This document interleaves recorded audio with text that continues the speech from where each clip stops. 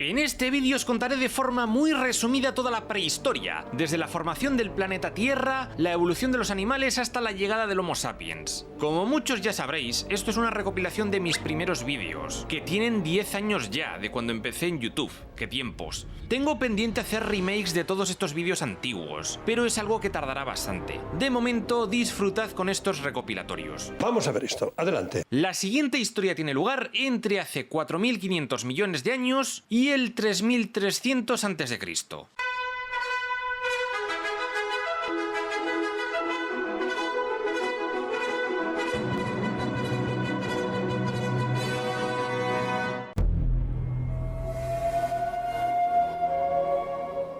Esto es Bilbao, o al menos va a estar aquí dentro de 4.500 millones de años. Todo este océano de lava que veis es fruto de los cambios geológicos que se están produciendo debido a que la Tierra está formándose, creciendo y madurando. No hay vida, ni plantas ni animales, solo es una masa incandescente a más de 1000 grados centígrados. Todo cambió de golpe, y nunca mejor dicho, cuando un protoplaneta llamado Theia colisionó con nosotros. Según la teoría del gran impacto, el golpe lanzó parte de la masa de nuestro planeta al espacio, que acabó orbitando alrededor nuestro y formando la Luna. De hecho, el nombre de Theia, o Thea, viene de la diosa griega del mismo nombre, que era la madre de la diosa lunar Selene. Pero todo tiene su lado positivo, porque Theia y los millones de meteoritos que cayeron tenían dentro cosas tan molonas como agua y otros elementos. Gracias a este agua la superficie de la lava se enfrió y se formaron las primeras cortezas terrestres. Estamos en el supereón precámbrico. ¿Y qué es un supereón?, os preguntaréis. ¿Tiene superpoderes? No, no tiene superpoderes. Tanto los supereones, eones, eras y periodos son divisiones de la escala temporal geológica.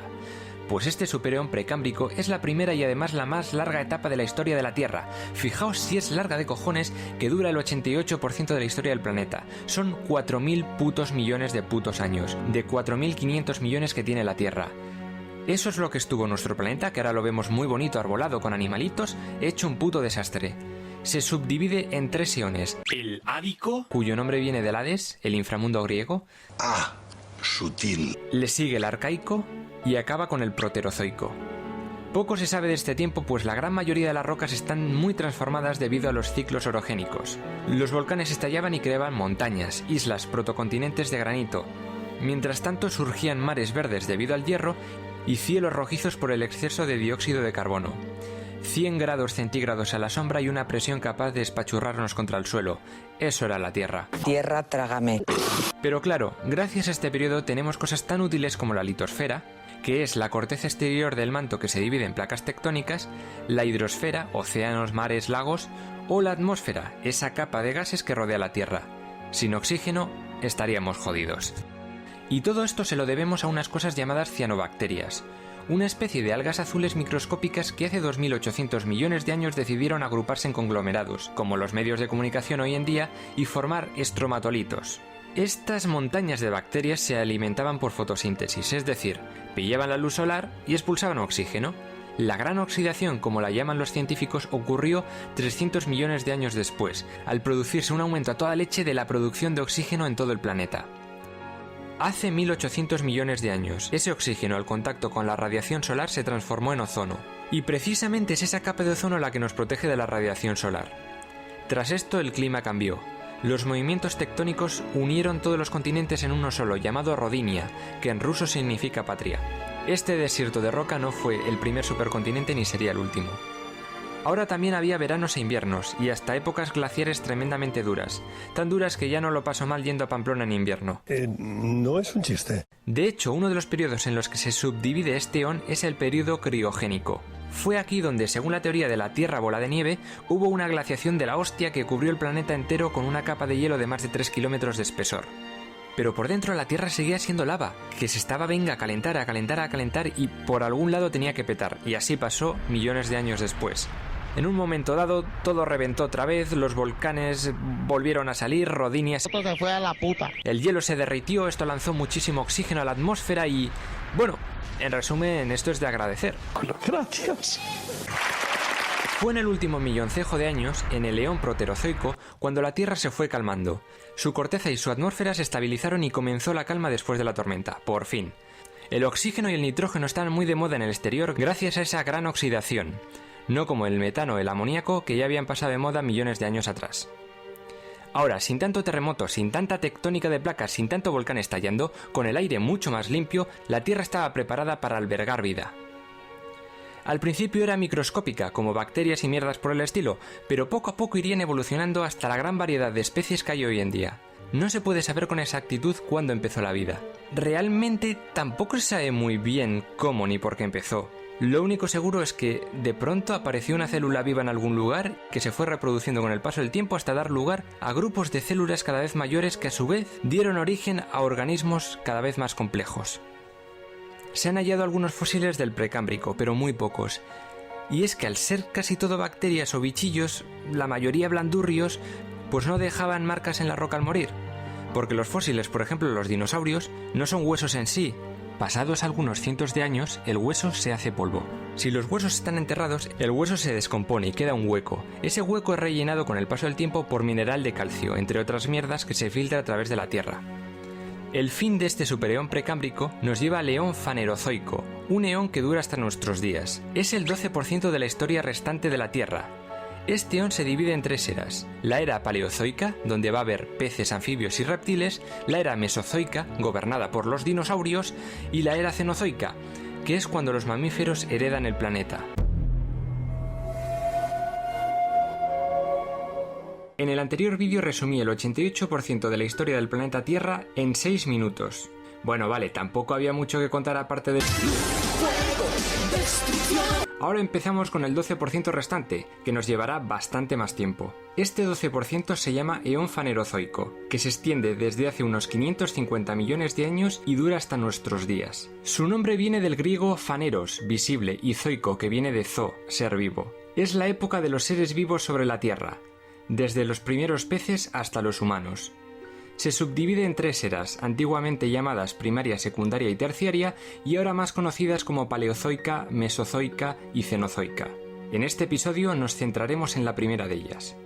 Esta era a su vez está dividida en 6 periodos con nombres algo raros, pero que guardan relación con los lugares donde fueron descubiertos los primeros restos geológicos de estos periodos. Por ejemplo, el Cámbrico viene de Cambria, antigua Gales. El Devónico viene de Devon, Devonshire, Inglaterra. El Carbonífero se llama así por los depósitos de carbón característicos de este periodo. El Pérmico se llama así por una localidad rusa llamada Perm.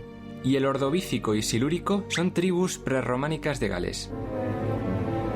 El período cámbrico es un período de bastante actividad volcánica, pero aquí aflora mucha vida acuática como pequeños gusanos de mar, medusas, algas, líquenes, que contribuyeron a aumentar el oxígeno de la Tierra. Si ahora hay un 20% de oxígeno, pues antes había más o menos un 10%.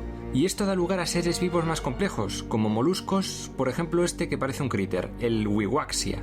Aunque los más conocidos sin duda son los trilobites. También destacan los antepasados de los artrópodos, como el Anomalocaris, cuyo nombre significa gamba extraña. Le pega.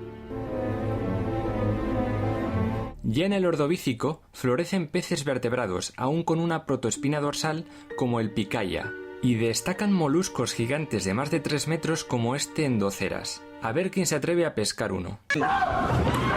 Se le ha ido un poco la cabeza. Esto en el mar, pero en tierra la cosa era completamente diferente. No podía vivir nada en la superficie por culpa de la radiación del puto sol. Afortunadamente, el aumento de oxígeno al contacto con esta radiación propició la aparición suficiente de ozono para permitirnos la exposición al sol. La Tierra ya estaba lista para recibir vida en forma de plantitas. El supercontinente de aquella época, Panotia, ya dijimos que Rodinia no era el único, se divide en Laurentia, Báltica, Siberia y Gondwana. Al final de este periodo hubo una glaciación que extinguió parte de la vida de la Tierra. Sería la primera de las 5 grandes extinciones masivas a las que se ha enfrentado nuestro planeta. Durante el Silúrico no había siluros, pero sí placodermos, peces acorazados, como el Cocosteus. Estos fueron los primeros vertebrados con mandíbula. También había tiburones espinosos y cartilaginosos. Aparecieron ya las primeras plantas con tallo en tierra, aunque aún muy cerca del agua, como la Cucoxia. ¡Dame de comer, asquerosa!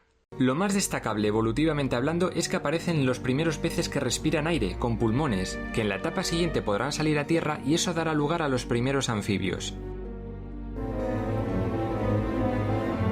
En el Devónico destaca un pececillo llamado Tiktaalik, que es el eslabón perdido de la evolución, pues tenía branquias pero también pulmones. Era una mezcla entre pez y anfibio. Poco a poco fue ganando fuerza en las aletas hasta convertirse en un tetrápodo, animal a 4 patas, y salir del agua. Los anfibios como el Ichthyostega empezaron a colonizar la superficie. Bajo los mares nos encontramos ya tiburones y peces acorazados. Algunos raros de cojones como este Stetacanthus. Y acojonaos vivos con este llamado Dunkleosteus. Por si ese no os ha acojonado lo suficiente, también está este escorpión de mar llamado Haekelopterus. Durante este periodo siguen siendo muy comunes los trilobites y los corales, y como novedad aparecen los primeros amonites.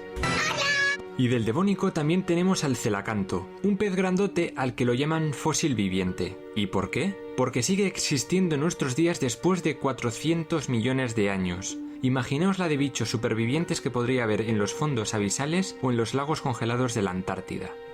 El primer insecto conocido es de este periodo, aunque aún no tenía alas. Aparecen los primeros árboles conocidos y helechos varios, gracias a que las nuevas plantas se olvidan de las esporas, que necesitan mucho agua, y empiezan a reproducirse por semillas. Nacen las espermatofitas, concretamente las gimnospermas. Finalmente se produce una segunda extinción masiva que mata al 82% de las especies del planeta. ¿Por qué no nos ejecutáis y ya acabamos con esto? Como dije al principio, el Carbonífero tiene ese nombre porque es aquí de donde sale el carbón que tenemos ahora. Y es que había tanta vegetación sin nadie que la comiese que cuando se moría se amontonaba en masas putrefactas. Después de quedar enterradas debido a la presión y el calor de la Tierra, con el paso del tiempo se convertía en el carbón que conocemos. Fijaos si había tanta vegetación que la Tierra tuvo un 35% de oxígeno, casi el doble que ahora. Durante este tiempo tiene lugar un baby boom en lo que a monstruos se refiere. Aquí los animales marinos lo petan y los tiburones se convierten en los reyes. Los continentes empiezan a ser poblados por insectos gigantescos como la libélula meganeura. También arañas, milpies gigantes de más de 2 metros. Dudo que esta sea vuestra época favorita de la historia. Repugnante. Aunque también había vertebrados como reptiles y anfibios como el Hylonomus, que fueron de los primeros lagartos en poner huevos fuera del agua.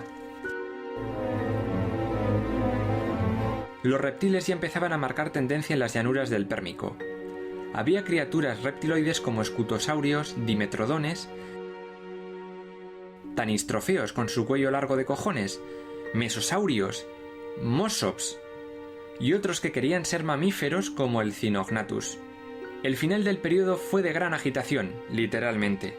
Emergieron nuevos continentes, estos chocaron entre ellos y al final todos se mezclaron en un último supercontinente de nuestra historia llamado Pangea. Hace aproximadamente 250 millones de años ocurre la Gran Mortandad, la extinción perniana, la mayor extinción masiva jamás conocida, que pone fin a la era paleozoica. Terrible, apocalíptico. El 95% de las especies marinas perecieron, y lo mismo con el 70% de las terrestres. ¡No es posible! ¡No es posible! No se sabe bien qué ocurrió. Se habla de vulcanismo extremo, meteoritos, pero no hay ninguna certeza. Prácticamente la vida tuvo que volver a empezar. La vida es un remake. No, por Dios. La vida se fue recuperando durante millones de años. El caso es que después de esto los reptiles comenzaron a hacerse muy abundantes y poco después, ya en el periodo Triásico de la era Mesozoica, acabarían por convertirse en dinosaurios. De estos reptiles hubo un pequeño grupo llamado los Pterodontia, que dieron lugar a los mamíferos, y de ahí vendremos nosotros.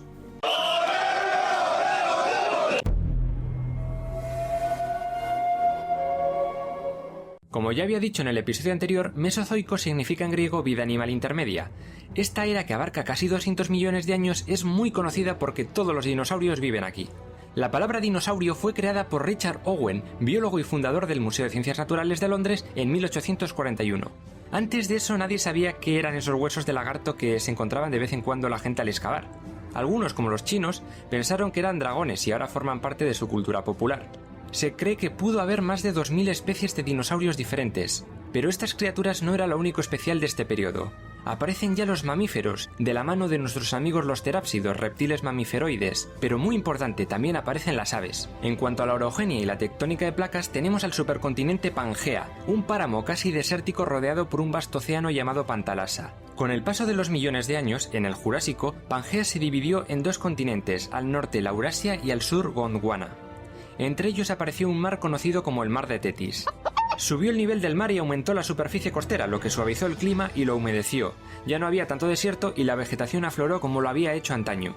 Destaca la aparición de las angiospermas, o plantas con frutos, que compartieron terreno con los bosques de coníferas. Para finales del Cretácico los continentes ya tenían más o menos el aspecto actual. Vamos con el primer periodo del Mesozoico, el Triásico. Tras el cataclismo perniano del episodio anterior, los arcosaurios, como su propio nombre indica, reptiles dominantes, empezaron a dominar la Tierra. Dentro de este amplio grupo están los dinosaurios, pero también los primeros pterosaurios o los primeros cocodrilos modernos, que no han cambiado en 200 millones de años. Y también las aves están dentro de este grupo de arcosaurios, ojo, y enseguida veremos de dónde cojones salen. Atención al pajarito. En este Mesozoico también había reptiles acuáticos como el ictiosaurio, tortugas como el Enodus y los míticos cinodontes del Pérmico, que darán lugar a los mamíferos poco después. Los reptiles les hacían bullying y vivían recluidos en sus madrigueras, saliendo solo de noche a cazar bichos o animales pequeñitos. Los dinosaurios de este periodo son quizás los menos conocidos porque aún no son seres demasiado variados o grandes como para asustar a los niños pequeños. Destacan primero los listrosaurios, los cinognathus o los ornithosuchus,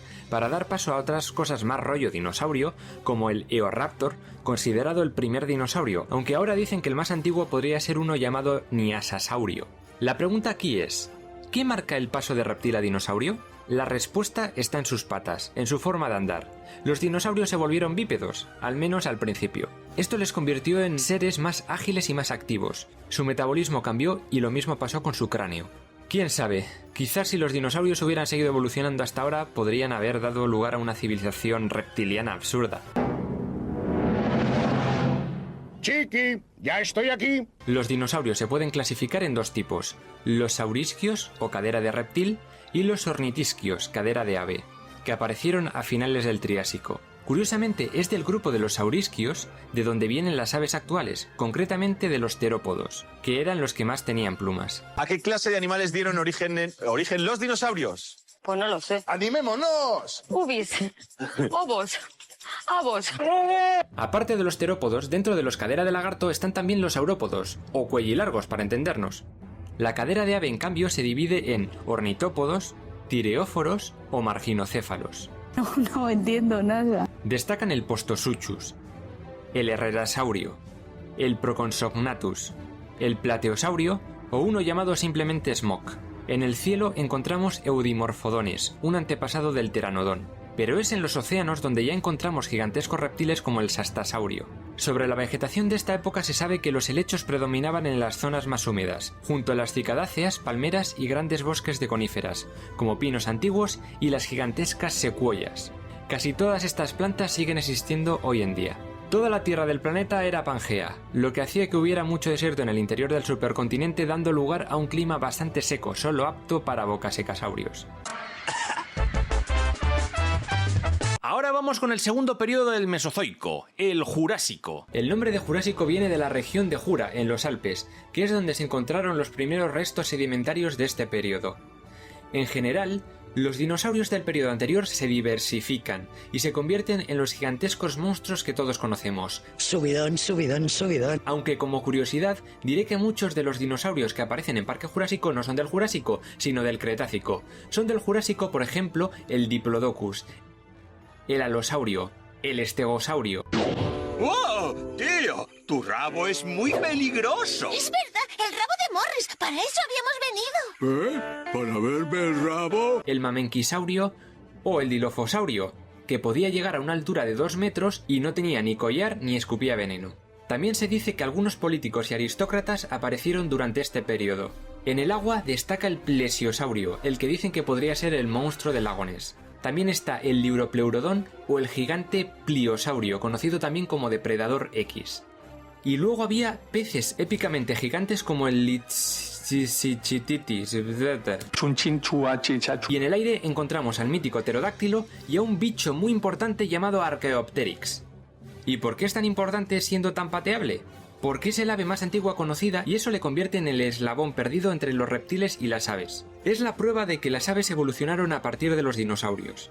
Además, casualmente fue descubierto en 1861, 2 años después de que Darwin publicase El origen de las especies. ¿Casualidad?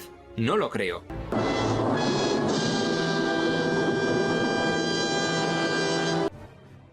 parece que ahora han encontrado un dinoave aún más antigua llamada Aurornis. Fue descubierta hace pocos años en China, aunque esto es aún pura controversia. El clima de esta época era bastante cálido y húmedo al haber más costa. Abundan las junglas y los bosques de coníferas, los ginkgos, las venetitales y las cicadáceas, y cómo no, los helechos. Esto es ámbar, resina fosilizada, una materia pegajosa que exudan algunos árboles, especialmente las coníferas. Es como cuando te haces una herida, sangras y la sangre se coagula. Pues esto es lo mismo. Estos árboles usan esta resina para protegerse de enfermedades, hongos y sobre todo infestaciones de insectos. Y gracias a esto existe la película de Jurassic Park, Jurassic Park, no como Jurassic Park. Lo ha puesto hasta las trancas. Y vamos a acabar con el último periodo del Mesozoico, el Cretácico. Durante los 80 millones de años que dura este periodo, los dinosaurios se multiplicaron como conejos. De este periodo son el Velociraptor, que era así de pequeño en realidad, el Triceratops, el Iguanodon, los hadrosaurios en general, el Anquilosaurio, el Espinosaurio, el Gallimimus, el Utahraptor, el Trodón, el Carnotaurio y por supuesto el Tiranosaurio Rex. El rey es mi padre. Había dinosaurios raros como el Coreaceratops, que se dice que usaba su cola para moverse por el agua, el Linenicus, que parece que tenía solo un dedo, el Tericinosaurio o lagarto guadaña, que se ve que no usaba el cortaúñas demasiado, el Masiacasaurio, con una boca especializada para cazar peces, y para acabar está el Pegomastax, un pollo jurásico con colmillos vampíricos. ¿Qué es ese animal? Es un animal. El dinosaurio más grande que se conoce vivió en este periodo, y se llama Argentinosaurio. Otros dinosaurios enormes eran el Sauroposeidón, probablemente el último saurópodo existente, y de los carnívoros tenemos al Giganotosaurio y al Carcharodontosaurio, que podían rivalizar con el mismísimo Tiranosaurio Rex o con el Espinosaurio. Y luego está el misterioso Deinocheirus, que debía de ser muy grande, pero que solo se han encontrado sus brazos. Todavía no sabemos qué animal es y, por supuesto, desde aquí mandar un mensaje de tranquilidad. En los mares destacan los amonites y los belemnites, los archelones y los elasmosaurios. El mosasaurio podía alcanzar los 17 metros de largo, no tanto como en Jurassic World. Del mismo periodo es el cronosaurio, y no me olvido de los tiburones, que seguían abundando en los océanos de estos tiempos remotos. En los cielos está el Pteranodón, el Ornithocheirus o el gigante Quetzalcoatlus, compartiendo espacio con las aves, que empiezan a ser mayoría mientras los mamíferos siguen reduciéndose a ratoncitos de madriguera. Y ojo, porque las serpientes que conocemos hoy en día aparecieron por primera vez en algún lugar de este Cretácico, conviviendo con el Sarcosuchus, pariente del cocodrilo actual. Y también continúa habiendo anfibios, algunos enormes, como el Colasuchus. En cuanto a plantas, las gimnospermas están en decadencia, solo siguen prosperando las coníferas. Para finales del periodo estaban dejando paso a las angiospermas, que dan frutos como las hayas, abedules, robles, sauces, y también como novedad aparecen las primeras flores, como la magnolia. El nombre de Cretácico proviene de Creta, que en latín significa tiza, y hace referencia a la roca calcárea del mismo nombre muy abundante en este periodo. Fue en estos millones de años donde en los mares abundaban los cocolitóforos, plancton microscópico que al diñarlas acumulaban en el fondo formando capas de lo que ahora conocemos como tiza o calizas de Creta. Ahora usamos esta mierda para escribir en la pizarra o para hacer escayola de yeso o polladas varias como este dibujo gigante mierder. Y no solo eso. Durante este periodo se formaron prácticamente la mitad de los depósitos de petróleo del mundo, es decir, que la gasolina que echamos a nuestros coches es básicamente restos de dinosaurio putrefactos fosilizados.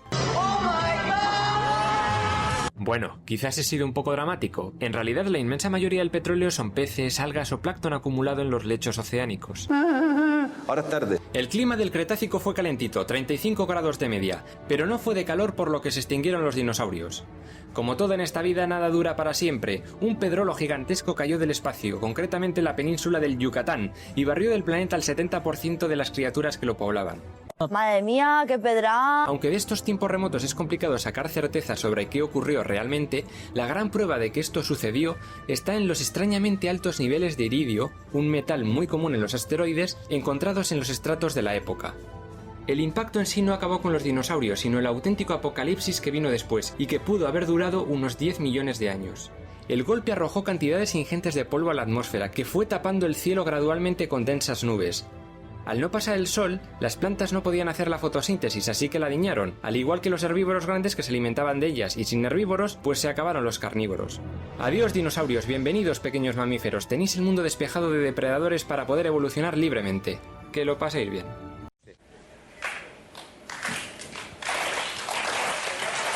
Por cierto, si te gusta la historia y este tipo de vídeos, no olvides suscribirte a este canal, pero eso es otra historia. Y dale a la campanita para que YouTube te avise de todos los nuevos vídeos. Otra forma de estar pendiente de las novedades es seguirme en mis redes sociales, como Twitter o Instagram, o seguirme en mi grupo de WhatsApp, cuyo enlace dejaré en el comentario fijado. Ahí también en el comentario fijado encontrarás todas las listas de reproducción del canal, aunque también puedes encontrar todo el contenido bien ordenado en la web historypedia.org. En este canal estoy intentando resumir toda la historia de la humanidad de principio a fin. Si quieres apoyar este proyecto, puedes hacerlo a través de mi Patreon. Y si te gustan las novelas de aventura, te invito a leer mi trilogía de Adrosaurópolis, cuyas 2 primeras entregas ya están disponibles en Amazon. En este vídeo de aquí explico de qué va, pero si te gustan cosas como Jurassic Park o Indiana Jones, te va a flipar.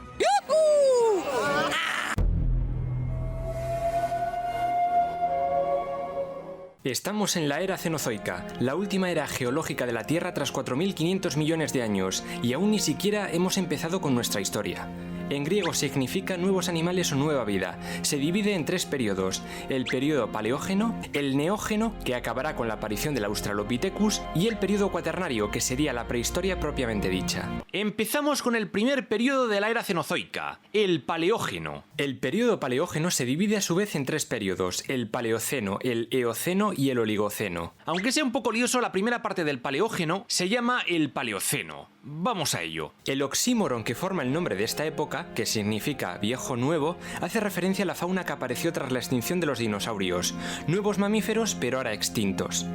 La ausencia de depredadores hizo que los pequeños mamíferos tuvieran manga ancha para poder crecer todo lo que quisieran.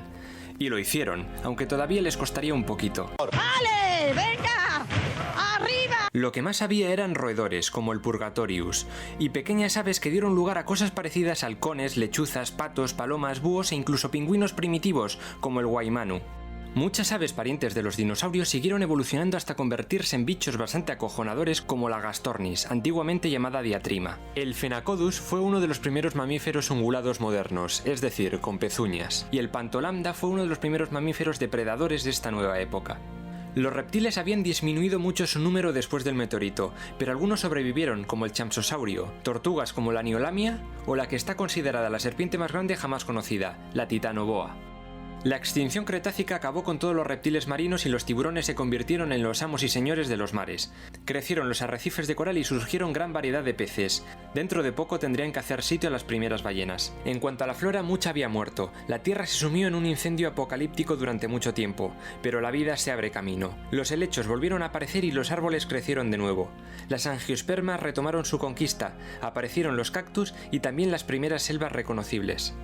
El clima por aquel entonces era bastante húmedo y cálido. Había cosas que nos parecerían muy extrañas, como protoprimates colgando de árboles tropicales en el norte de Estados Unidos o cocodrilos en Groenlandia. Hasta el continente helado que es hoy la Antártida era por aquel entonces un bosque con mucha vida. Una pequeña extinción mandó a muchas especies del Paleoceno a tomar por el culo. Hablo del máximo térmico Paleoceno-Eoceno. Fue un episodio de calentamiento global muy rápido y muy intenso que duró unos 10.000 años. Aquí va a haber una desgracia. Dicen que pudo ser causado porque se liberó del subsuelo gran cantidad de metano, una bomba de dióxido de carbono. Hablo de muchos jodidos pedos de Diplodocus juntos que llegaron a la atmósfera y asaron vivos a muchos bichos. Y tras este gran pedo, llegamos al Eoceno, nuevo amanecer. La segunda parte del paleógeno se llama el Eoceno. Durante esta época las aves dominan el cotarro por primera vez en la historia, como la mencionada Gastornis o las famosas aves del terror de Sudamérica. Pajaritos a bailar cuando acabas de nacer, tu colita es de mover. Para los pajaritos este baile te baila y a todo el mundo alegrar. Estos putos pajarracos se alimentaban de pequeñas comadrejas como el Leptictidium o hasta de antepasados del caballo como el Iracoterio o el Propaleoterio. Eso sí, con los antepasados de los rinocerontes como el Arsinoiterio o el Brontoterio no se metían tanto. Los pingüinos se extienden a saco y destaca un cabronazo de 1,70 m llamado Anthropornis, cuyo nombre en griego hace referencia a su afición por ver pelis porno en tugurios de barrios chungos. Y otros que se diversificaron fueron los anseriformes, es decir, patos, ocas, gansos y cisnes. Incluso hay hasta murciélagos. Los mamíferos se expanden y aparecen ya por fin antepasados de cosas conocidas por todos, como cerdos, camellos y rumiantes como ovejas, vacas y cabras. Y en este periodo aparece también por primera vez algo tan guay como la hierba.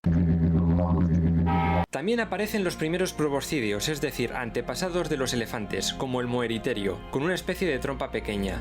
E importantísimo, durante este Eoceno aparecen ya algunos de los primates más antiguos que se conocen, como el Godinotia o Stosapidium, que evolucionaron hasta convertirse en... Bueno, este ya no. Los dientes carnívoros, los creodontos, son los depredadores más peligrosos de la época. Ni el Ayenadón ni el Andriusarchus tenían pinta de comer ensalada. Lo más importante de este periodo ocurrió bajo las aguas. Se ve que algunos mamíferos, después de que sus antepasados abandonaran el agua hace 300 millones de años, pensaron que era buena idea volver a ella. Es aquí cuando aparecen los primeros cetáceos, como el Ambulacetus. Este es otro de los eslabones perdidos de la evolución, que prueba que las ballenas evolucionaron a partir de los mamíferos terrestres y que por eso tienen pulmones. Para finales de este Eoceno evolucionaron a cosas más parecidas a lo que son ahora las ballenas, como el basilosaurio, probablemente el animal más grande de aquella época. Este bicho que nadó sobre el desierto del Sáhara cuando era un manglar, aún conservaba unas pequeñas patitas traseras que iría perdiendo con el tiempo. De reptiles sigue habiendo serpientes muy grandes como la Gigantopis. Sin embargo, más importantes son las cosas pequeñitas. Hablo de las hormigas grandes y carnívoras, las muy hijas de puta. Con los dinosaurios apenas había, pero desde su extinción las cabronas se expanden por todo el mundo. Y les fue tan bien que el 90% de las especies que aparecieron en esta época perduran todavía. ¡Dios! ¡No! ¡No! El clima fue caluroso y muy húmedo, no existían los polos, había selva y bosques de arriba abajo, salvo alguna sabana y llanuras varias. Pero toda esa felicidad de verano tropical eterno cambió y el clima fue enfriándose a mediados del Eoceno. Los árboles caducifolios estaban en ventaja para adaptarse a estos cambios climáticos, no así como las especies perennes tropicales que fueron reduciéndose. Las selvas antárticas comenzaron a llenarse de hielo. ¿Pero qué causó esto? Una teoría de este enfriamiento global es el evento Azoya, ocurrido hace 48 millones de años, en el Eoceno medio. La Azoya es un helecho de agua dulce que comenzó a crecer descontroladamente en el Océano Ártico. Se juntaron muchos factores que hicieron óptima su expansión. 1. Por la disposición de las placas tectónicas, el Océano Ártico era una jodida piscina. 2. Las numerosas lluvias llenaron esa piscina de agua dulce. 3. Había 20 horas de luz solar en el Ártico, solo faltaba que le echasen abono. Hay que ver, menudo lío. Durante 800.000 años esta planta se dedicó a absorber todo el CO2 de la atmósfera, pero el problema estaba en que cuando moría, todas estas lechugas de mar se iban al fondo, con ese CO2 absorbido y se quedaban tapadas por sedimentos, fosilizándose sin descomponerse por la anoxia del fondo. Casi el 80% del CO2 de la Tierra quedó atrapado allí abajo, hasta que el océano se abrió y cambiaron las condiciones. Como esto es muy científicamente complejo, os dejo un vídeo que ilustra esto todo mucho mejor. He echado ácido clorhídrico encima de sulfato de cloro. No, sulfato no sé lo que era. Y lo he echado, ¿sabes? Y ha hecho una reacción que flipa, se la he liado pardas. El caso es que la Tierra empezó un proceso de enfriamiento bastante chungo. Empezaron a aparecer algunos glaciares en los polos que culminaría con el congelamiento de la Antártida a inicios del periodo siguiente. Y a todo esto hay que sumarle una jodienda más para acabar el Eoceno. Hace 34 millones de años ocurre la gran ruptura. Los continentes de Europa y Asia colisionaron, cerrando el estrecho de Turgai. Fue entonces cuando una horda de invasores asiáticos comenzó a cargarse prácticamente a toda la fauna autóctona europea. ¡Fuck you, Dolphin! ¡Fuck you, Dolphin! Y finalmente la tercera parte del Paleógeno se llama el Oligoceno. Después del bucaque evolutivo sufrido en el Eoceno, el Oligoceno se quedó bastante escaso de nuevos mamíferos modernos. Es un periodo de transición entre el Paleógeno y el Neógeno, entre climas más tropicales a climas más templados, modernos. Australia y Sudamérica se separaron de la Antártida. El paso de Drake se abrió por completo y permitió la circulación oceánica alrededor de la Antártida. Esta corriente circumpolar básicamente daba vueltas alrededor del continente y no dejaba que corrientes de agua más cálidas se metiesen allí. Eso, unido al problema del CO2 de las putas plantas del Ártico, hizo que la Antártida se volviese cada vez más fría. Se formaron glaciares sobre sus bosques, todo se volvió tundra y el nivel del mar disminuyó por todo el planeta. El mundo a veces da señales de haberse vuelto loco. Aparecieron las estaciones tal y como las conocemos hoy en día. En Asia, Norteamérica y Europa dejó de haber tanta selva y aparecieron muchos bosques templados caducifolios, como los que tenemos ahora, y los pastos de hierba se extendieron por todas partes, así como los desiertos. Tampoco la orogenia estuvo tranquila, pues las más grandes cordilleras actuales se crearon entre esta época y la siguiente, como la del Himalaya al unirse a la India y Asia, los Alpes y los Pirineos. La fauna va pareciéndose poco a poco a lo que tenemos ahora. Hay desde pequeños roedores hasta gigantescos mastodontes, que no mamuts, pasando por un antepasado del perro, el Cynodictis, del jabalí, como el Entelodonte, caballos como el Mesohippus, rumiantes como el Mericoidodon, monacos como el Egyptopithecus y camélidos como el Cainoterio. También continúan viviendo viejos amigos como el arsinoiterio y el ayenadón.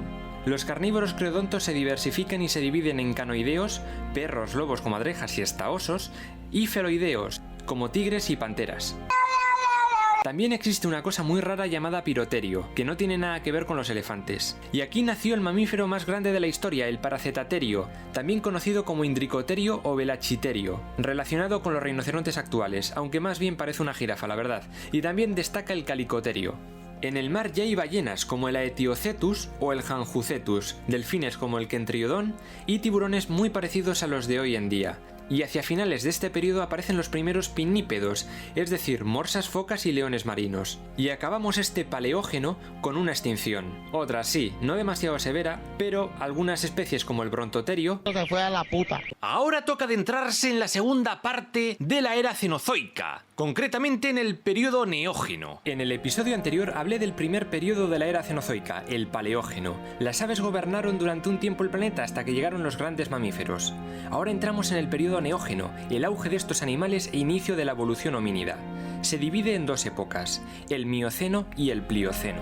La primera parte del periodo neógeno se llama el Mioceno. Mioceno significa menos nuevo, y hace referencia a la menor variedad de invertebrados marinos modernos en comparación con la próxima época, el Plioceno. Debido a la gran cantidad de plantas herbáceas que aparecieron en esta época, también se la suele llamar Edad de la Hierba. Seguimos con esta fiesta.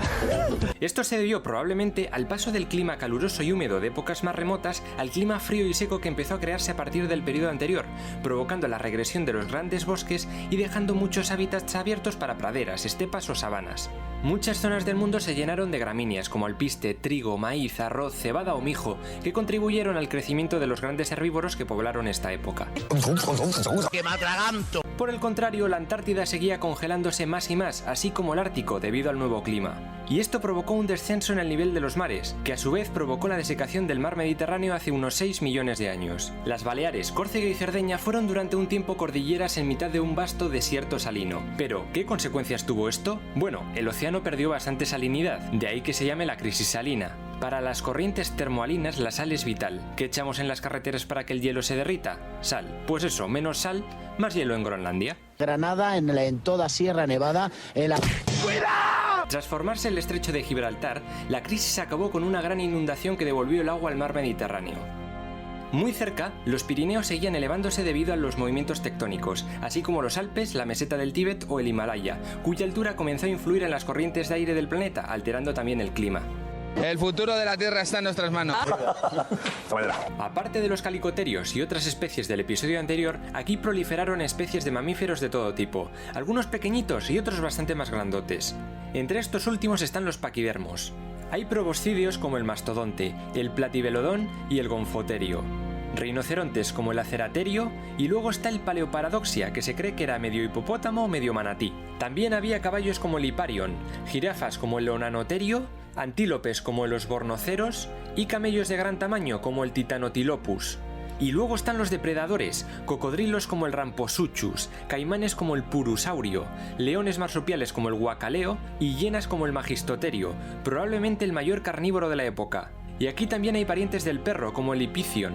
También había liebres primitivas como esta que se llama megapedetes, que supongo que se llama así porque si su salto coincidía con un pedo llegaba aún más lejos.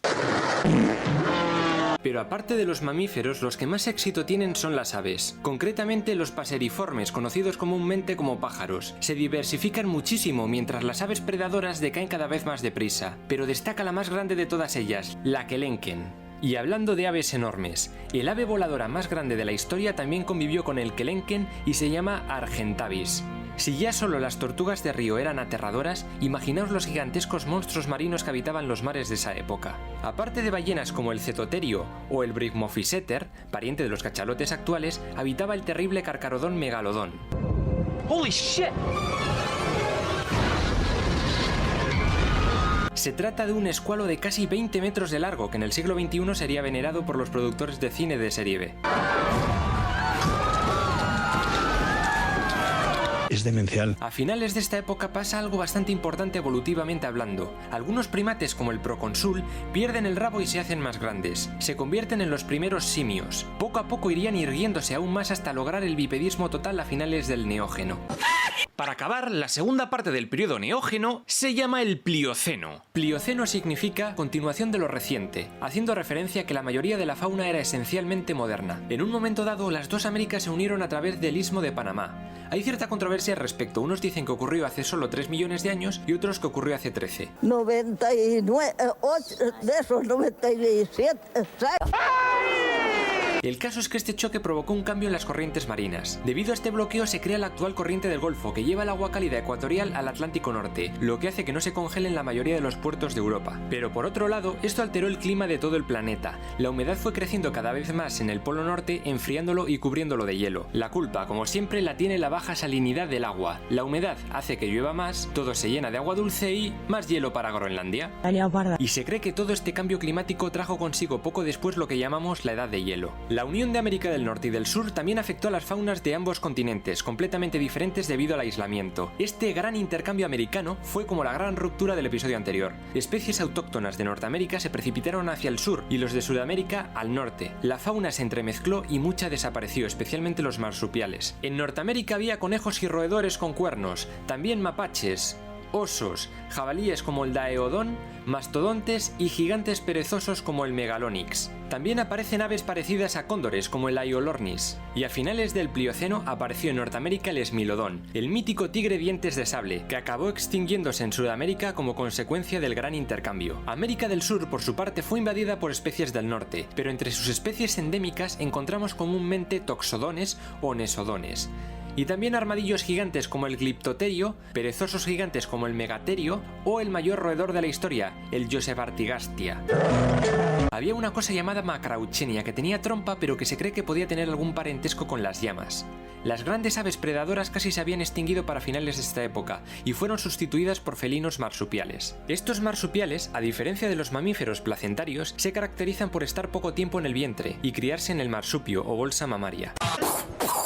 Pues bien, estos marsupiales también lo petaron en Australia. Entre los herbívoros tenemos desde algunos parientes de los canguros, pasando por los wombats, los equidnas gigantes y hasta los enormes diprotodones. Entre los carnívoros destaca el tilacoleo, o el extinto tilacino, primo hermano segundo del diablo de Tasmania. Y también aparece el ornitorrinco, del orden de los monotrema, los únicos mamíferos que ponen huevos. En Eurasia prosperaron los ciervos, mientras que los primates se cagaron de frío y migraron. Fue en Asia donde los parientes de los elefantes encontraron un bonito sitio para vivir, así como los antiguos rinocerontes, que empezaban a parecerse más a lo que son ahora, y algunos parientes de las jirafas, como el cibaterio. Aparece el primer mamut, que vería nacer a los primeros humanos e incluso algunas de sus primeras civilizaciones. Los bisontes europeos empezarían a migrar hacia Norteamérica a través de Bering, al contrario que los camellos, originarios de Norteamérica y que llegaron a Europa a través de este puente. También aparecen nuevos depredadores como el Dinofelis o el Megantereón.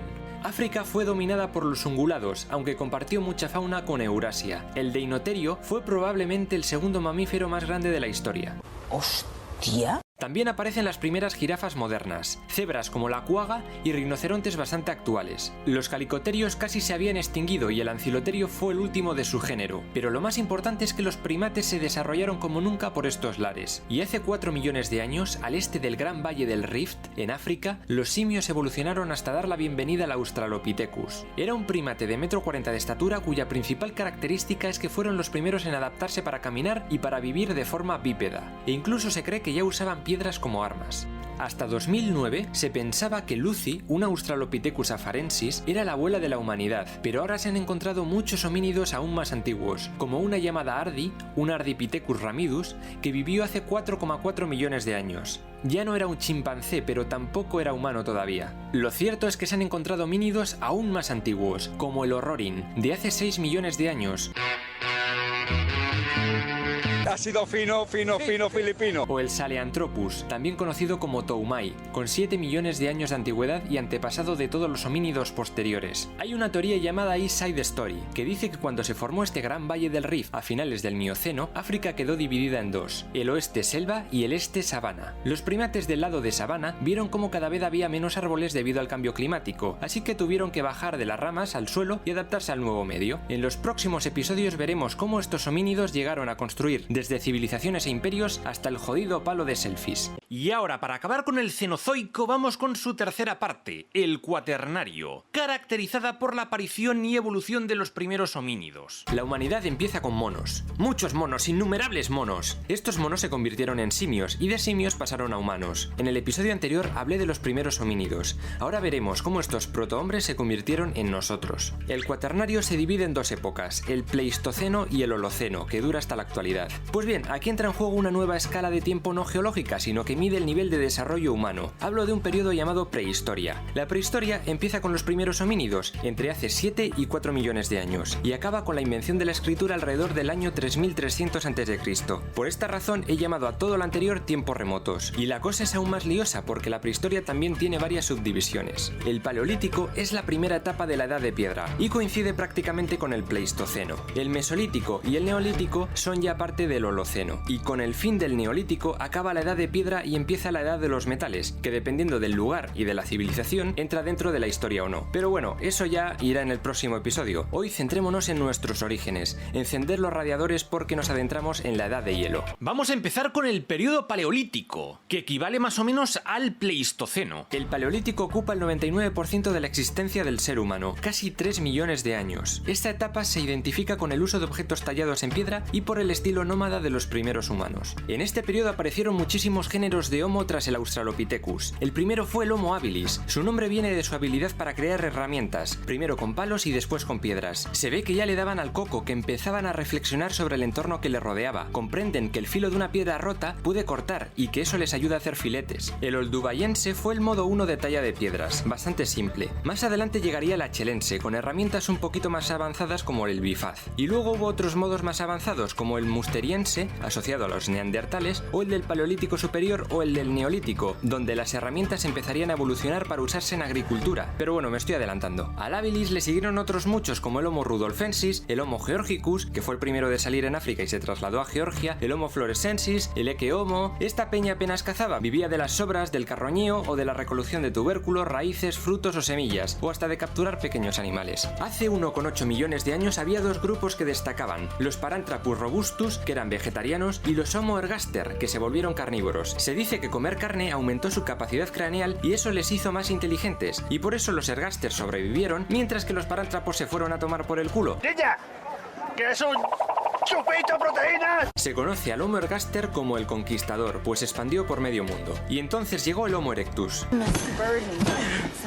Este ya cazaba y pescaba que daba gusto. También empezaron a fabricar algunos utensilios de piedra y hueso más complejos y a usar trampas. Establecieron una pequeña organización entre ellos, como la especialización. Unos cazaban, otros recolectaban, otros cocinaban, otros cuidaban de los nenes y otros curtían pieles para hacerse ropas. Su nomadismo les hizo llegar a sitios tan recónditos como Indonesia o Pekín. Es famoso el hombre de la isla de Java, que seguramente pudo llegar allí porque el nivel del mar estaba bastante bajo debido a las glaciaciones. Y gracias a este hielo muchos homínidos pudieron atravesar el estrecho de Bering hasta poblar diferentes zonas de América. Y claro, factores como el clima o el medio comenzó a hacerles diferentes. Empezó a cambiar el color de sus ojos, de su pelo y también de la piel. Me quedé blanquísimo. Blanco, negro, blanco, qué cosa más rara, hija. El humor andaluz. Se cree que hace 1,5 millones de años el Homo erectus descubrió el fuego. Al principio pensaría que era un animal raro que picaba, pero pronto fueron capaces de entenderlo, más o menos, y controlarlo. Era la hostia, daba luz, calor, aterrorizaba a otros animales, y para cocinar lagartijas era cojonudo. Poneos en su lugar, no entendían una mierda de todo lo que les rodeaba. Creían que sus sueños formaban parte de una vida más allá de la muerte, si es que entendían que era la muerte. Nacen las creencias, veneraban al sol, y de hecho, se cree que la mayoría de las migraciones hacia el este tenían que ver con una búsqueda del origen del sol. Aunque el Erectus llegó a convivir con el Homo sapiens, se cree que no es antepasado directo. El que parece ser más familia nuestra es el Homo antecesor, habitante de Europa hace unos 900.000 años, que evolucionó en el Homo heidelbergensis hace 600.000, y este último acabaría convirtiéndose, hace unos 230.000 años, en otra especie humana diferente llamada Homo neanderthalensis. Los neandertales habitaron Europa y Oriente Próximo, y eran muy parecidos a nosotros, pero tenían más capacidad craneal, estaban mejor adaptados al frío y eran un poco más feos. Hace unos 200.000 años, probablemente también de la mano del Heidelbergensis, apareció el Homo sapiens en África. A estos les encantaban las lanzas de madera y las piedras, ya usaban herramientas complejas. Al igual que los neandertales fabricaban ropa y calzado, y hasta aprendieron a hacer fuego con rocas de sílex, también llamadas pedernales, que sacan chispas al golpearlas. El sushi ya era historia, ahora le daban bien al solomillo. Entre los sapiens y los neandertales hubo algunas movidas chungas, no se llevaban del todo bien. ¡Y este mola más! Pero este mola más. Pero cuando llegó una gran glaciación, ellos palmaron y nosotros sobrevivimos. ¿Por qué? Es un puto misterio, pero hay algunas teorías. Una es que los sapiens sobrevivieron gracias a que tenían la laringe más baja. Sí, los sapiens tenían mejor capacidad para crear un lenguaje, y lo usaron a su favor.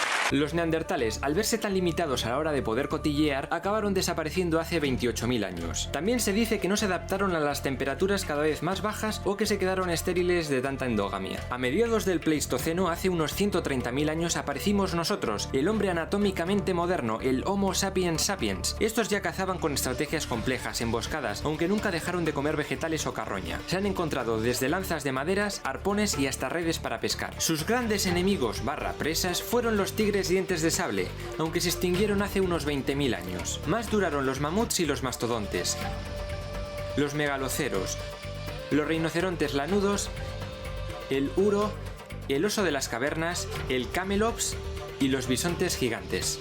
Pero sin duda el mayor enemigo de la época fue el frío. Hace 100.000 años comenzó la última era glaciar, la glaciación de Gurm, o edad de hielo, que cubrió la parte norte del planeta hasta el final del Paleolítico. Glaciaciones ha habido muchas durante toda nuestra historia y se cree que, aparte de los cambios internos del planeta, estas pueden estar relacionadas con la actividad solar, el eje de rotación terrestres y un montón de movidas del estilo. Entre glaciación y glaciación hay periodos interglaciares que son más calurosos. Parece que ahora estamos en uno, por lo que es cuestión de tiempo que vuelva la nieve.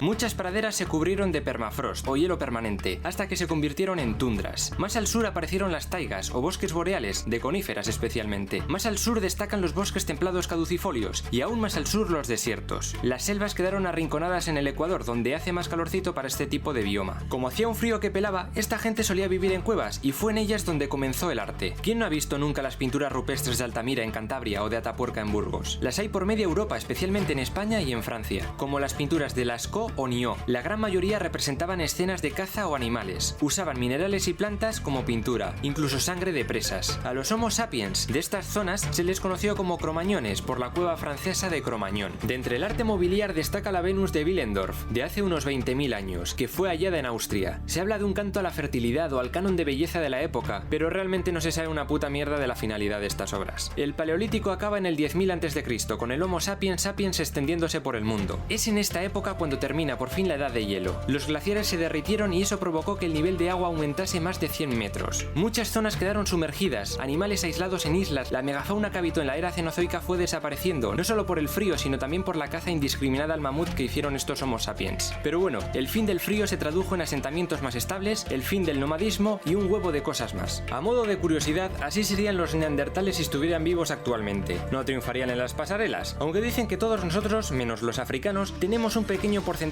de ellos en nuestro ADN. Además se dice que puede que algunas de nuestras enfermedades vengan de ellos, como la diabetes, y puede que también parte de nuestra capacidad creativa. Por otro lado, se cree que en una región de Siberia pudo haber vivido una tercera especie de homínido, diferente a nosotros y de los neandertales. Se trata del hombre de Denisova, e incluso dicen que podría haber una cuarta especie humana, el hombre de la cueva del ciervo rojo encontrado en China. Todo esto continúa estudiándose. Ahora pasamos al Mesolítico. El Mesolítico es un periodo de transición poco relevante. Es la edad media de la piedra. Lo más característico es que tras la glaciación comienza la agricultura, aunque las sociedades siguen siendo nómadas con desplazamientos estacionales. Esto ocurre especialmente pronto en algunas regiones de Oriente Próximo. Y aquí pasamos del Pleistoceno al Holoceno, la última etapa geológica de la historia de la Tierra, que empezó con un susto para nuestros humanos favoritos. Parecía que la glaciación estaba remitiendo y que el calorcito volvía, pero entonces ¡zasca! Llegó una cosa llamada Dryas reciente, que devolvió la glaciación al norte unos cuantos años más. Pero por suerte todo volvió rápido a la normalidad y ahora sí llegamos al Neolítico.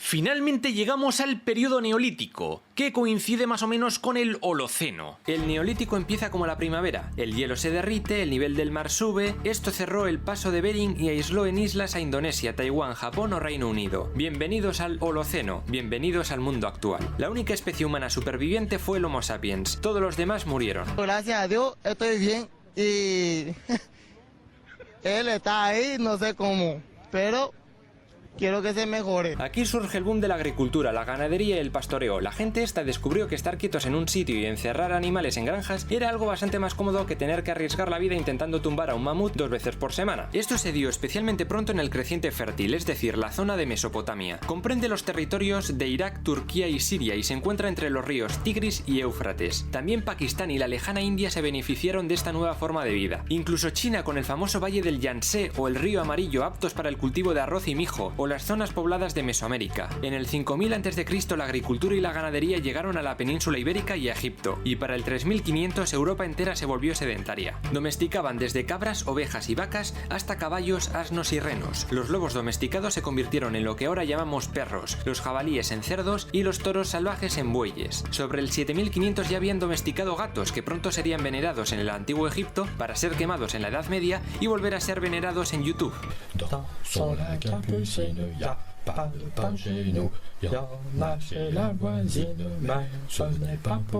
Usaban las pieles de los grandes rumiantes para ropas y para cubrir sus chozas, agrupadas en pequeñas sociedades primitivas. Seguían usando la piedra para construir herramientas como el molino de mano. Destacan las herramientas de obsidiana, una piedra volcánica negra con la que elaboraban objetos cortantes. Y también usaron enormes piedras para otros menesteres. Algunos de estos tenían que ver con ritos funerarios complejos, con chamanes, sacerdotes y toda la pesca. Tenían arados, molinos de mano y comenzaron a almacenar cereales como Chocapics o estrellitas. ¿Y dónde guardaban todo esto? Lo tenían todo pensado. Primero crearon la cestería, para la que usaban paja de centeno, y más tarde crearon la alfarería o cerámica, con la que fabricaban vasijas y demás mierdas de barro y arcilla.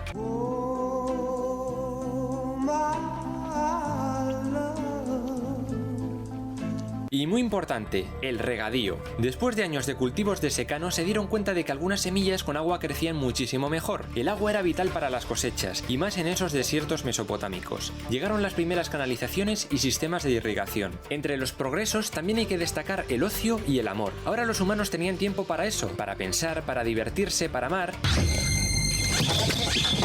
La sociedad se empezó a organizar por familias. Aparecieron otros trabajos como la artesanía o la albañilería. El aumento de población hizo que hubiese que construir muchas más casas. Las aldeas poco a poco fueron creciendo en población y se formaron los primeros pueblos, como el primero del que se tiene registro, Jericó, en el Valle del Jordán. Un pueblo amurallado en el 8000 a.C. que pasó a ser una importante ciudad a partir del año 6000 a.C. O también está la turca Çatalhöyük, pero que no sobrevivió mucho tiempo. Aunque el primer gran centro humano realmente importante fue Uruk, en Mesopotamia, con los sumerios, que veremos en el próximo episodio creando la primera civilización de la historia. Casi nada. La primera evidencia de escritura en la historia del hombre pone fin a la prehistoria en el año 3300 a.C. más o menos. En el próximo episodio veremos cómo el hombre deja de jugar con piedras y comienza a usar otras movidas más complejas. Comienza la edad de los metales.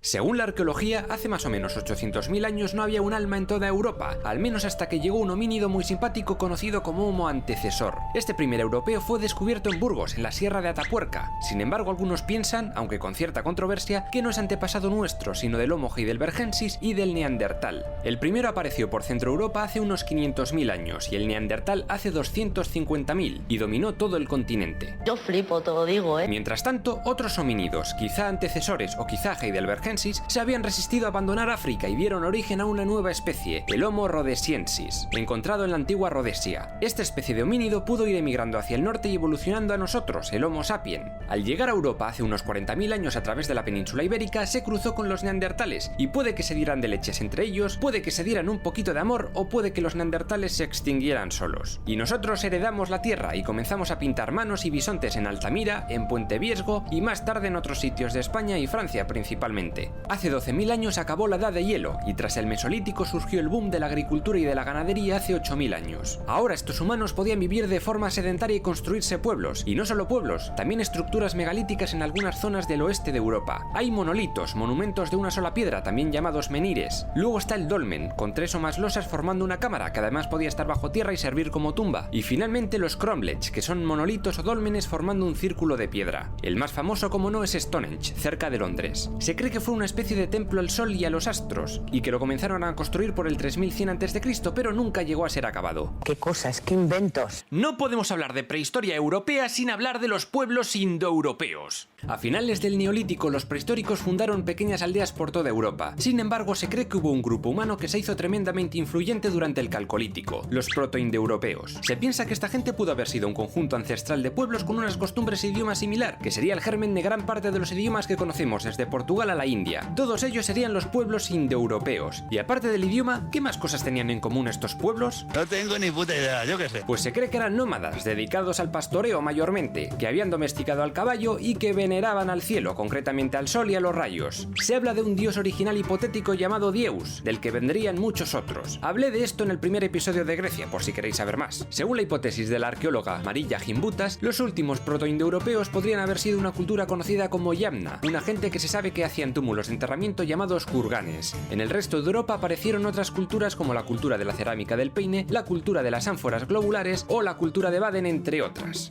De los Yamna saldrían otras culturas como la de la cerámica cordada, y de esta salió la cultura de Andrónovo, mientras que las otras culturas europeas darían lugar a la cultura del vaso campaniforme, que se asentó en Europa occidental y se caracterizaba por enterramientos con un ajuar compuesto por este tipo de cerámicas, o la cultura unetice, que evolucionaría en la cultura de los campos de urnas, que se extendió por Europa central y que se caracterizaba por incinerar a sus muertos y meterlos en urnas que después enterraban. Esta gente quizás fueran los antecesores de los celtas. Casi me da un síncope. Tras el contacto con pueblos preindoeuropeos menos avanzados, estos indoeuropeos se dividirían en muchos pueblos diferentes a partir del año 3000 a.C., como los griegos, los itálicos, los celtas, los eslavos, los escitas o los germánicos, que luego darían origen a los nórdicos. También los luvitas, que se quedarían a vivir en Anatolia, dando origen a los hititas. Los tocarios e indios tiraron hacia China, y los iranios darían origen a los hurritas, a los medos y a los persas. Ahora vamos a hablar de los preindoeuropeos de la península ibérica. Los preindoeuropeos eran los pueblos que no tenían nada que ver con este origen común. La gran mayoría de sus idiomas y costumbres se extinguieron hace muchísimo tiempo debido a su hibridación con el indoeuropeo o directamente por erradicación, pero algunos han sobrevivido a lo largo del tiempo. Un ejemplo de estos supervivientes lo tenemos aquí en España, el euskera. Como vasco es un idioma que conozco, aunque lo tengo un pelín oxidado, y su origen es un misterio, pero hay teorías que dicen que pudo venir de la actual Georgia, otras que fue un dialecto del aquitano antiguo, y otras que dicen que el íbero y este protoeuskera eran la misma lengua. Además de este protoeuskera no se sabe nada, quizás no se pareciesen nada al actual. Áuskalo, como decimos aquí. Nos quedamos sin palabras, ¿no? El enigma humano, evidentemente. Desde luego en el 3000 a.C. lo más probable es que hablaran en unga unga. El primer grupo más o menos desarrollado de la península fue la cultura de los millares, ubicado en el sur de España, por Almería. Estos y sus vecinos, la cultura de Vilanova, en Portugal, se dedicaron a la agricultura y a la ganadería y descubrieron que con el cobre se podían hacer cosas muy guapas. Pero fue la cultura del Argar, sucesora de los millares, los que entraron en la edad del bronce. Estos serían el germen de los íberos, pero sería por el año 1000 a.C. en la zona entre Huelva y Cádiz donde se desarrollaría la primera gran civilización de la península, fruto del incipiente contacto con aventureros y exploradores fenicios, los tartesos. Tartesos fue una cultura bastante misteriosa que hasta se piensa que pudo tener relación con la Atlántida. Era una especie de reino con una aristocracia poderosa y con esclavos. Al parecer descubrieron que su zona estaba petada de oro, plata y cobre, y con el tiempo se hicieron grandes metalúrgicos y comerciantes, sobre todo a través del mar. Se conocen los nombres de 3 reyes según la mitología: Gárgoris, famoso por inventar la extracción de miel; Abis, que dotó a esta cultura de leyes; y Gerión, que os sonará porque fue a quien se enfrentó Heracles en uno de sus famosos trabajos. Está amenazando a gente, ¿eh? Y amenazar en España es delito. Según Heródoto, los griegos foceos entraron en contacto con el reino de los tartesos alrededor del año 600 a.C. El historiador nos habló del mítico rey Argantonio, último rey tarteso, que reinó antes del misterioso colapso de la civilización alrededor del año 500 a.C. En el norte de la península habitaban muchos pueblos muy eclécticos: los galecos, los astures, los cántabros, los bárdulos o los vascones, los del euskera, que vivieron originalmente entre Navarra y Aragón. A los 3 primeros se les suele conocer como la cultura castreña, porque vivían en castros, unas ciudades fortificadas de casas circulares. Sin embargo, alrededor del 900 a.C. esta gente pudo haber recibido gran cantidad de migraciones de un pueblo indoeuropeo conocido como los celtas, provenientes de Centro Europa. Algunos incluso dicen que estos castreños ya eran celtas, que habían llegado de migraciones mucho anteriores. Ahora toca hablar de las migraciones celtas celtas y los colonizadores fenicios y griegos. Los celtas se quedaron a vivir por toda la zona norte y central de la península, y a la parte más alejada la llamaron Calequia, la actual Galicia. Parece que los celtas se llamaban a ellos mismos Gal, y es una raíz que se repite en muchos lugares: los galos, los celtas franceses, el gaélico, el idioma celta irlandés y otros territorios llamados Galicia entre Polonia y Ucrania y Galacia en Anatolia, todos influenciados por esta gente. De los celtas hay mucho de qué hablar, así que mejor verlos en un episodio aparte. Tras esta migración masiva, la península ibérica presentaba el siguiente aspecto: el norte y el oeste estaba dominado por los celtas, mientras que el sur y levante era tierra de íberos. Los turdetanos, los descendientes de los tartesos, habitaban en el sur, los aquitanos en la zona de Pirineos, sur de Galia y norte de Navarra, y por el año 800 a.C. aparecerían los celtíberos, que se hicieron con el control de la meseta central. Estos eran una cultura nueva surgida de la mezcla entre celtas e íberos. Luego estaban los lusitanos, que eran unos preceltas algo especialitos. Fue a partir del año 900 a.C. cuando comenzaron a llegar gentes de otras partes del mundo. Los fenicios, provenientes del actual Líbano, llegaron con ansias de comercio y se interesaron mucho por la abundancia de metales de la península ibérica. Fue en el sur donde instalaron sus primeras colonias: Gadir, Malaca, Abdera y Sexi, Cádiz, Málaga, Adra y Almuñécar. Los fenicios enseñaron mucho a los diferentes pueblos íberos: el torno alfarero, la salazón de alimentos y se cree que también la metalurgia del hierro, la siderurgia, aunque esto no está del todo demostrado. Pero el invento que más influyó a los íberos fue el del alfabeto fenicio. Gracias a él sabemos cómo suenan las palabras íberas, pero no qué significan, esa es la putada. Por otra parte, los griegos de Focea se instalaron en el sur de Francia y fundaron ciudades como Masalia y Nicea, Marsella y Niza, por el año 600 a.C. Poco después llegaron a las costas catalanas para fundar Emporión y Rode, Ampurias y Rosas. Fueron ellos quienes introdujeron entre los íberos el arado tirado por caballos y también el plano hipodámico. Empezaron a construir casas rectangulares y en calles rectas. Además, cada casa tenía diferentes estancias, cada una para una cosa concreta: dormir, forjar metales, cocinar. Se cree que los fenicios fueron los primeros en llamar a la península ibérica España o Hispania, que más tarde usarían los romanos, mientras que los griegos prefirieron el nombre de Iberia por el río Iber, el Ebro. La organización íbera estaba formada por una gran clase media de artesanos y comerciantes y había una aristocracia de clase guerrera. Influenciados por la antigua cultura de los campos de urnas, incineraban a sus muertos y les dejaban un ajuar con restos de comida tras un banquete en honor al muerto. Además, la religión íbera, así como su arte, estuvo muy influenciada por griegos y fenicios. Algunas obras importantes son la Dama de Elche o la Dama de Baza. Con ella se ha querido ver que la mujer era muy importante en esta sociedad, o también podían ser diosas madre. También es importante la Bicha de Balazote, en Albacete, un hombre con cabeza de toro ciertamente de influencia oriental. Abominable. Abominable. Para acabar esta parte, vamos a hablar de las invasiones cartaginesas y romanas. En el episodio de Fenicia conté que, según la leyenda, Elisa, la hermana del rey de Tiro Pigmalión, salió huyendo de la ciudad por el año 814 a.C.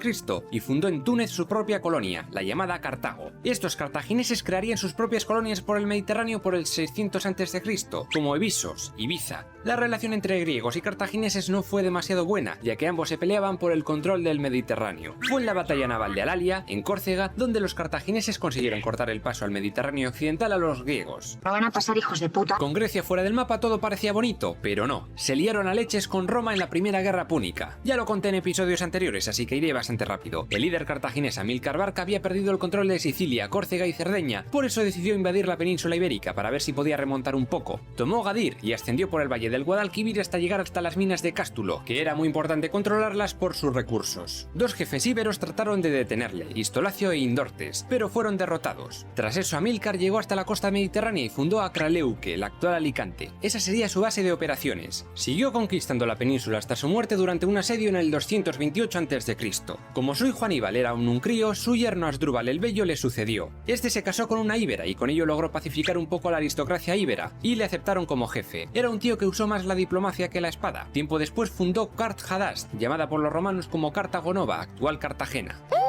En el año 226 a.C., las colonias griegas de Ampurias y Sagunto pidieron ayuda a Roma temerosas por la expansión púnica por Hispania. Roma y Asdrúbal acordaron delimitar sus zonas de influencia. La línea entre ambos imperios fue trazada en el río Ebro y ninguno podría sobrepasarla. El problema era que Sagunto, una ciudad de influencia grecorromana, quedaba dentro del territorio cartaginés, pero como protectorado. Poco después Asdrúbal fue asesinado, y ya por fin Aníbal fue proclamado general de los cartagineses y decidió vengarse de Roma por la humillación tras la primera guerra púnica. Tomó Salmántico Bética y Arbocala, pero fue cuando tomó Sagunto, aliada de Roma, cuando la cosa se lió y comenzó la Segunda Guerra Púnica. ¡Todos preparados! ¡Fuego a mi señal! Roma se preparó para la guerra, pero se esperaban una batalla naval, no lo que realmente sucedió. Aníbal cogió a sus tropas y a unos cuantos elefantes y se encaminó a atacar Italia desde el norte, atravesando los Alpes. Fue en la batalla de Canas donde dio pero bien por culo al ejército romano. Aníbal estuvo a punto de tomar Roma, pero los romanos eran demasiado listos y, liderados por el general Publio Cornelio Escipión el Africano, decidieron que la mejor estrategia era atacar Cartago Nova, donde estaban los refuerzos a punto de zarpar. Además, el general romano también fue a Numidia e instigó revueltas contra Cartago. Aníbal al final tuvo que abandonarlo todo y volver a Cartago, perdiendo definitivamente en la batalla de Zama. Había caído en una trampa de la que no podría escapar. Tras esto, el imperio cartaginés quedó fuera del mapa y Roma tuvo el camino libre para tomar Hispania. Su conquista no fue fácil, tomaron la zona sur, pero según fueron subiendo, los romanos se enfrentaron a la feroz resistencia de los lusitanos en las guerras lusitanas. El pretor Galba les prometió que si se rendían les dejarían sus tierras. Los lusitanos se rindieron y fueron traicionados y masacrados. Tienes que mirar con 4 ojos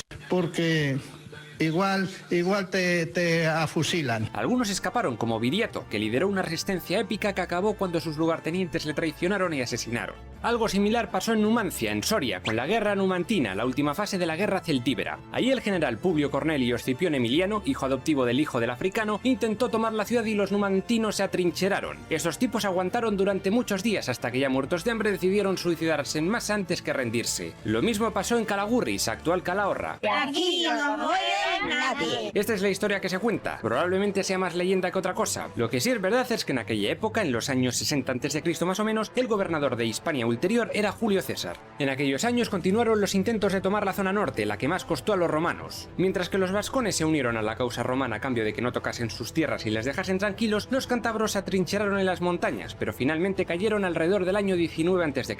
El emperador romano César Augusto logró tomar toda Hispania y la dividió en varias provincias: Baética, Lusitania y Tarraconensis. Comenzaba la romanización. Volvemos un poquito atrás en el tiempo para conocer el origen de los pueblos celtas. Después de que los indoeuropeos se expandieran por toda Europa, un conjunto de estos pueblos se mezclaron con culturas ya existentes de Europa Central, y esto daría origen a la cultura de los campos de urnas alrededor del año 1200 a.C., que, como vimos en el episodio anterior, se caracterizaban por incinerar a sus muertos en urnas. 400 años después, en los inicios de la Edad del Hierro, esta cultura dejó paso a otra, la de Hallstatt, en Austria. Aquí empezó el mundo celta. Descubrieron el hierro y el carro tirado por caballos. Se fueron expandiendo poco a poco por toda Europa y en algún momento alrededor del año 500 a.C. surgió la cultura del Atén, en Suiza. No les fue difícil expandirse por Francia, siendo conocidos como galos, por Suiza, los helvecios, y por España, los celtíberos. Ahora vamos a conocer la expansión de estos pueblos celtas. Se cree que los celtas de Hallstatt y los del Atén fueron entrando a la península en diferentes oleadas, entre más o menos el año 900 y el 500 a.C., y se fueron fusionando con los íberos que vivían en el norte y centro-oeste. Venimos de Francia, de Bélgica, Suiza y Luxemburgo. Los celtas del norte estuvieron más aislados gracias a las montañas, pero los del centro acabaron asimilando muchas costumbres íberas. Fueron conocidos como celtíberos. Su historia en lo que ahora es España duraría hasta el año 133 a.C., cuando el general romano Escipión Emiliano tomó la fortaleza de Numancia. Muchos llegaron a Albión, nombre antiguo de la isla de Gran Bretaña, en donde también absorbieron rasgos culturales de los indígenas, que vivían aún en el Neolítico. Obra de estos antiguos habitantes británicos parece que fue Stonehenge, el famoso caballo blanco de Huffington o el hombre largo de Wilmington, talladas en roca caliza. Sobre el gigante de Cernavas aún hay muchas dudas. Se dice que podrían haberlo hecho en el siglo XVIII. ¡Horroroso! Donde más profusamente se asentaron estos celtas fue en la isla de Hibernia, o Eire, hoy conocida como Irlanda, y en Caledonia, Escocia. Los más famosos fueron los britanos y los goidelos. Otros cruzaron los Alpes hacia el sur y se asentaron en el norte de Italia, siendo de gran influencia para culturas como la de Golaseca. Eran las tribus de los boyos, los lingones y los senones. Estos últimos lograrían saquear la mismísima Roma en el 387 a.C., tras ganar la batalla de Alia, al mando de Breno. De aquí sale la famosa frase Vae Victis, ¡ay los vencidos!, pronunciada por Breno cuando los romanos se percataron de las trampas de este tipo calculando su botín. ¡Nos han pillado! Los galos se dividieron en tribus como los arvernos, los seduos, los eburones, los parisios, de ahí París, los secuanos o los vénetos, que se instalaron en Armórica, la actual Bretaña francesa. Los celtas volcas se instalaron en el sur de Francia y también se expandieron por el este. Incluso llegaron a causar problemas a los griegos helenísticos. Una de estas tribus, llamadas gálatas, acabaron matando al rey Ptolomeo Cerauno y por muy poco no saquearon el oráculo de Delfos. Tras eso fueron reclutados como mercenarios por el rey de Bitinia contra los seleucidas y con ello conseguirían un estado propio llamado Galacia en el año 270 a.C. Ahora toca ver cómo era la cultura celta. ¿Quiénes fueron los celtas? ¿Existieron los celtas o es una palabra inventada por los griegos, keltoi, para designar a todos los bárbaros al norte del río Danubio? ¿Eran los galos tan diferentes a los celtas irlandeses como para considerarlos otra cultura? La respuesta se desconoce. En concreto, sobre los celtas continentales no hay casi ninguna certeza, más allá de lo que nos contó Julio César. Prácticamente todo son teorías, y también hay mucho mito retocado debido a intereses políticos, nacionalistas y culturales. Veamos un poco qué se sabe de esta gente. Los celtas vivían en pueblos, muchos de ellos fortificados sobre una colina, los oppidum. Estos pueblos estaban llenos de casas, generalmente redondas, con tejados de paja. En el centro de cada casa había una chimenea u horno, donde las mujeres cocinaban en un caldero. Hacían pan, leche, queso, salmón, cerveza, hidromiel, vino... Si ya saben cómo me pongo, ¿para qué me invitan? Les gustaba decorar sus ropas de lana con cuadros, rectángulos o los típicos trisqueles. Y entre los guerreros llevar un collar Thor que era símbolo de poderío, aunque pesaba un huevo. Aunque los celtas eran muy belicosos y farrucos, también les gustaba escuchar música, poesía y jugar a juegos de mesa, como el Fifchel, creado por los celtas insulares. En la sociedad celta el jefe supremo era el Rix, el rey, el jefe del clan más poderoso, encargado de la seguridad. Con el tiempo pasó a ser elegido anualmente, mientras que el poder de los nobles guerreros crecía por la Galia. Los celtas de la península ibérica no tenían rey, sino que el poder era ostentado por asambleas y un consejo de ancianos, pero en caso de guerra recurrían a caudillos temporales. Luego estaban los druidas, que eran como sacerdotes y hechiceros, que hacían pócimas curativas con muérdago y otras plantas. Su recolección era todo un espectáculo. El archidruida era el más poderoso. Siempre se ha dicho que su sociedad era bastante salvaje, que se pegaban unos con otros y eran indisciplinados hasta el extremo, y que eso de hacer estrategias no era lo suyo. Se dedicaban a gritar en el campo de batalla y a tocar sus carnix con forma de jabalí para intimidar. ¡Uy, qué peligro! Esta idea parece que viene de los romanos, que consideraban indisciplinados a todos los que no se pusiesen en fila. Pero sí es cierto que los celtas no tenían un concepto amplio de organización, de nación celta o gala, sino que cada tribu iba bastante a su bola. De hecho, entre ellos mismos se mataban, viviendo del pillaje y esas mierdas. Eso sí, eran muy religiosos, eran animistas, ya que veneraban todo lo natural, desde ríos, árboles, plantas, bosques enteros, así como el sol y la luna. Tuvieron muchísimos dioses, prácticamente sus ritos variaban de tribu a tribu. De los celtas continentales apenas nos ha llegado una mierda sobre sus mitos, ya que tenían la mala costumbre de no escribir casi nunca. Todo lo que sabemos sobre sus leyendas es a través de los celtas insulares. En general, sus dioses principales fueron Lug, Taranis, Cernunos, Brigid, Dagda, Epona, Teutates, Belenos o Esus. Otro día hablaré de su mitología. Eso sí, aunque quizás a veces usaron los monumentos megalíticos como santuario, no fueron ellos sus constructores. Lo siento, Bélix. Algunas veces ha dicho que los celtas hacían sacrificios humanos metiendo a gente en muñecos de mimbre, pero no se sabe seguro. Algo sí demostrado es que cortaban las cabezas de sus enemigos muertos y se las llevaban a las aldeas, posiblemente como trofeos o para movidas espirituales. Todos los celtas tuvieron un idioma celta común, el protocelta, de ahí que se les identifique como grupo, los celtas, aunque luego fueran completamente diferentes en sus culturas. Según estos celtas se fueron asentando en diferentes sitios, su lengua fue variando. Estas lenguas se podrían dividir en dos, la de los grupos continentales, las cuales se han extinguido, y la de los grupos insulares de Britania, donde muchas aún se hablan. Son el caso de las lenguas gaélicas o goidélicas, el irlandés y el escocés, y las galobritónicas, el bretón y el galés. ¿Y cómo escribían? Pues mientras que los galos acabaron adaptándose al alfabeto griego y latino y los celtíberos al alfabeto íbero, los celtas del norte de Italia se adaptaron al alfabeto etrusco y formaron uno nuevo llamado lepóntico por el 400 a.C. Pero el más raro fue el creado por los druidas irlandeses, el ogámico, que eran todo palitos. Muy bonito, me gusta. De todas formas, los celtas no usaron mucho la escritura, preferían que los bardos transmitieran oralmente sus tradiciones a ritmo de arpa. Para ellos el año nuevo se celebraba con una fiesta llamada Samain o Samhain, con hogueras, cantos y bailes. En ella se celebraba la marcha de las almas o espíritus al más allá. Mucho tiempo después, a través de la tradición irlandesa, saldría de todo esto la fiesta que hoy conocemos como Halloween, la fiesta de las brujas. En el cristianismo, esta fiesta es conocida como el Día de Todos los Santos, o el Día de los Muertos en México y otros países. Otras fiestas celtas fueron las de Imbolc, en febrero, también conocida como la renovación de la llama familiar. la de Beltane, también con fuego y cánticos, y la de Lughnasadh, en verano, dedicada al dios Lugh para que hubiese buenas cosechas. Para acabar esta sección, vamos a ver cómo fue la lucha de los celtas contra Roma. Tras la victoria de Roma en la Primera Guerra Púnica, los romanos se buscaron un nuevo enemigo con el que darse de leches, los celtas boyos. El primer gran enfrentamiento decisivo ocurrió en la batalla de Telamón, que mermaría a las fuerzas celtas y estos terminarían por perder su capital, Mediolanum, la actual Milán. La revancha llegaría durante la Segunda Guerra Púnica, cuando algunos galos, flipando con el progreso de Aníbal contra Roma, se unieron a él como mercenarios casi sin pensárselo. Eso sí, algunos otros galos estaban en el bando romano. En el 215 a.C., estos galos boyos revolucionados derrotaron a los romanos en una zona boscosa llamada la Selva Litana. Según la leyenda, ganaron gracias a la ayuda de árboles vivientes. Según la realidad, los galos agrietaron levemente los árboles para que cayesen con un pequeño impacto, y eso hicieron mientras la legión romana de Lucio Postumio pasaba por el bosque. Parece que solo sobrevivieron 10 soldados. Sin embargo, como ya conté, los cartagineses perdieron y Roma volvió a coger carrerilla en la conquista del Mediterráneo. Los años siguientes estuvieron marcados por los intentos romanos de pacificar la península ibérica, la lucha contra el celta lusitano Viriato, el asedio de la celtíbera Numancia y un largo etcétera. Julio César estuvo unos años de gobernador en Hispania y tomó algunas ciudades como Brigantium, actual A Coruña. Esto no tiene perdón de Dios, ¿eh?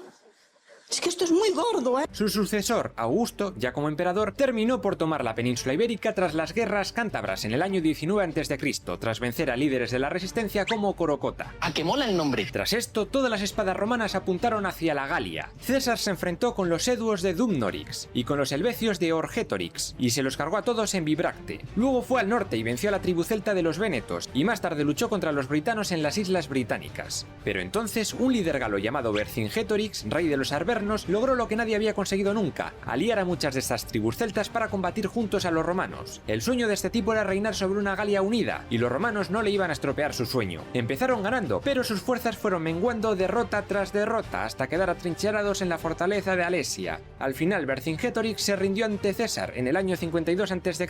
y la Galia fue incorporada a Roma como provincia. Yo no sé cómo no me han dado los ataques peléticos que me da. Esto no significa que todo fuese paz a partir de ahora, ni de coña. Hubo algunas rebeliones celtas. Una muy gorda ocurrió en la isla de Britania, mientras los romanos se asentaban allí. Habían fundado Londinium, la actual Londres, pero cerca de allí vivía una tribu celta, la de los Icenos. Su reina era una mujer muy fiera llamada Boadicea, que en el año 61 comenzó a tomar las ciudades romanas e incendiarlas. Al final los romanos ganaron, pero con muchas dificultades. ¡Chulita, chulita, mi rajita! Trataron de tomar Escocia, dominada por los pictos, pero esto fue ya imposible. Para contenerles, el emperador Adriano acabó construyendo el muro de Adriano en el 121 después de Cristo, y aún así siguieron dando guerra. Esta gente fue la que construyó los famosos broch de las costas escocesas. Luego llegarían de Irlanda los escotos, que darían nombre a Escocia. Ya en el siglo IV, pueblos germanos como los anglos y los sajones desembarcaron en Britania y dieron por culo a los celtas. Esta gente se hizo con el control de los territorios romanos y llamaron a su tierra Tierra de Anglos, o Inglaterra. Muchos celtas romanizados se tuvieron que largar al norte o a la Bretaña francesa, conocida como Armórica. Se cree que en esta época muchos celtas insulares abrazaron el cristianismo como religión debido a la acción evangelizadora de la Iglesia Católica. Amén. Y aquí acaba este vídeo. Si te ha gustado, deja un buen like y suscríbete a este canal si no lo estás ya. Aquí te dejo otros vídeos de historia que podrían gustarte. Y recuerda que mi primera novela ya está disponible en Amazon. Hadrosaurópolis, el cataclismo celestial. Nos vemos muy pronto con más historia.